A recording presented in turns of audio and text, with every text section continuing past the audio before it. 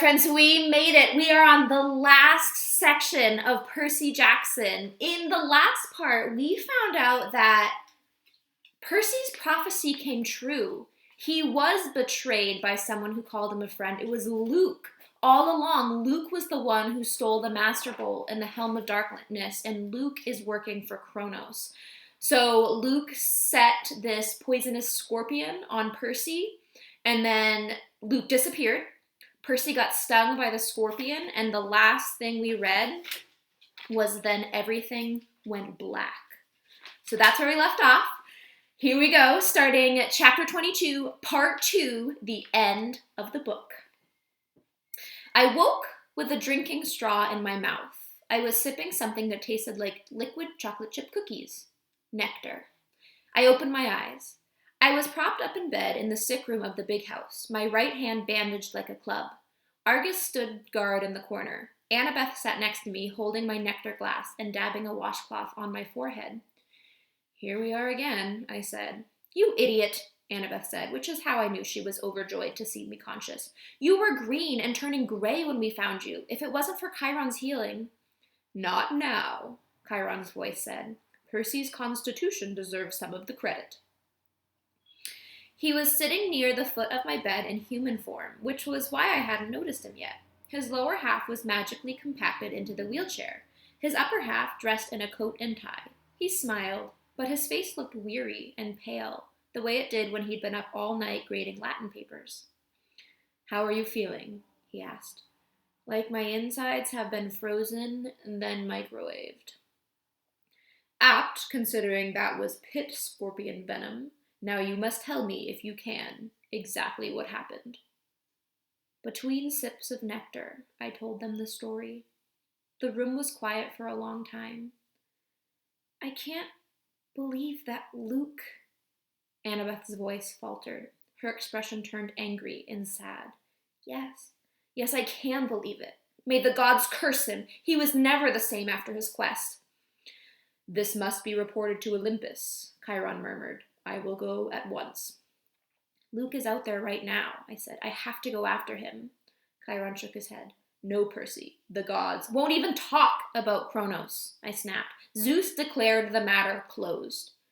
Percy, I know this is hard, but you must not rush out for vengeance. You aren't ready. I didn't like it, but part of me suspected Chiron was right. One look at my hand, and I knew I wasn't going to be sword fighting anytime soon. Chiron, you're a prophecy from the oracle. It was about Kronos, wasn't it? Was I in it, and Annabeth? Chiron glanced nervously at the ceiling. Percy, it isn't my place. You've been ordered not to talk to me about it, haven't you? His eyes were sympathetic, but he said, You will be a great hero, child. I will do my best to prepare you, but if I'm right, and about the path ahead of you. Thunder boomed overhead, rattling the windows. All right, Chiron shouted. Fine. He sighed in frustration. The gods have their reasons, Percy. Knowing too much of your future is never a good thing. We can't just sit back and do nothing, I said. We will not sit back, Chiron promised, but you must be careful.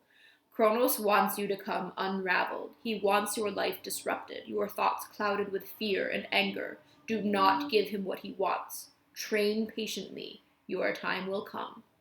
Assuming I live that long. Chiron put his hand on my ankle.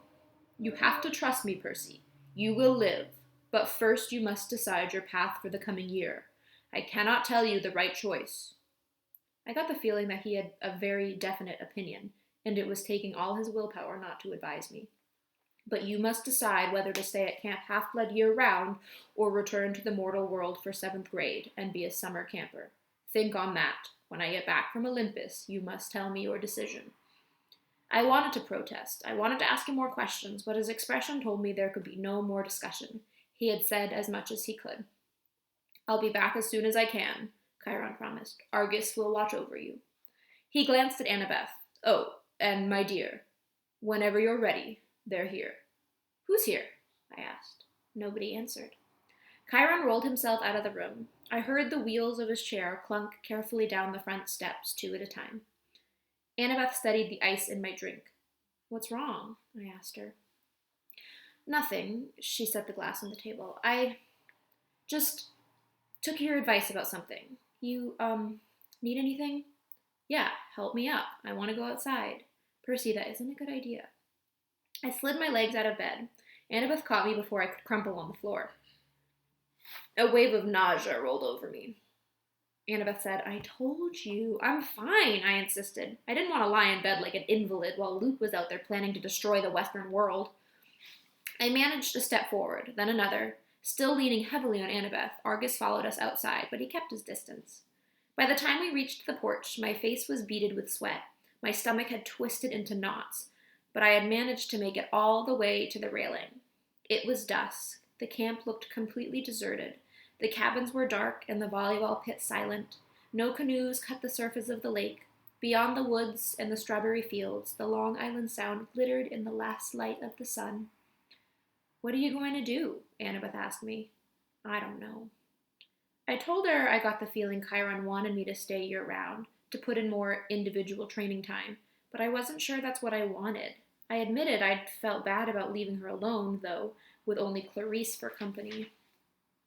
Annabeth pursed her lips and then said quietly, I'm going home for the year, Percy. I stared at her.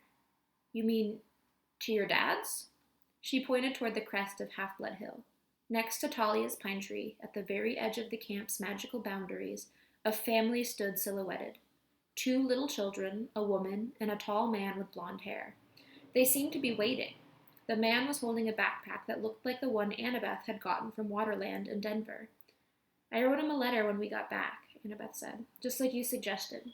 I told him I was sorry. I'd come home for the school year if he still wanted me. He wrote back immediately. We decided we'd give it another try. That took guts. She pursed her lips. You won't try anything stupid during the school year, will you? At least, not without sending me an Iris message. I managed to smile. I won't go looking for trouble. I usually don't have to. When I get back next summer, she said, we'll hunt down Luke. We'll ask for a quest, but if we don't get approval, we'll sneak off and do it anyway. Agreed? Sounds like a plan worthy of Athena. She held out her hand. I shook it. Take care, seaweed brain, Annabeth told me. Keep your eyes open. You too, wise girl. I watched her walk up the hill and join her family. She gave her father an awkward hug and looked back at the valley one last time. She touched Talia's pine tree, then allowed herself to be led over the crest and into the mortal world. For the first time at camp, I felt truly alone. I looked out at Long Island Sound, and I remembered my father saying, the sea does not like to be restrained. I made my decision. I wondered, if Poseidon were watching, would he approve of my choice? I'll be back next summer, I promised him. I'll survive until then. After all, I am your son. I asked Argus to take me down to cabin 3 so I could pack my bags for home. End of the book. So there are 5 books in the Percy Jackson series, and all of them are amazing. So book 2 is called The Sea of Monsters, and I definitely recommend you check it out. I will be reading a different read aloud for our next one, but you should definitely check out the series because it is all excellent. Thank you for bearing with me through Percy Jackson and the Olympians, The Lightning Thief, and I'll see you for our next read aloud. Bye, guys!